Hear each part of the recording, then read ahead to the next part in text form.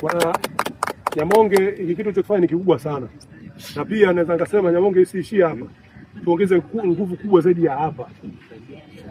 Usiishie tu watu kwenye jezi, sio kwenye usafiri, pia tunataka tuishi vizuri pia. Unaelewa?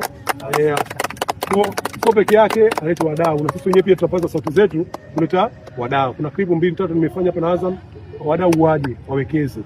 Kisha nashukuru walimu nao pia wanaumia muda mwingine. Sio kama wanaumia, wanapoteza muda wao, na nyinyi pia mnapoteza muda wenu. Kuna daktari hapa, kuna kiongozi hapa. Unaelewa? Lakini yote kwa yote yanawezekana. Tuombe Mungu pia. Tunapata nafasi, tuombe Mungu sana. Kuna kitu kinachowezekana, kinachoshindikana mbele ya Allah. Sawa ndugu zangu. Maneno mengi hajengi nyumba wanasema. Naongea mpaka muda kufuturu hapa, afu mwisho wa siku ya kale. Na pia vile vile inawezekana ndani kwa kuna vipaji vingine vya kuigiza, tunafuata huko ndani. Tupo. Msijali. Tukijuana tutavyoenda mbele huko. Tutajuana. Hamna tabu. Ndio nilipiga mpira. Sasa wanangu wana kazi hawa. Lakini wameachia. Lakini mwisho wa siku wameachia. Hawatuwezi. Wanangu hongereni sana wanangu. Jambo ni muhimu pia.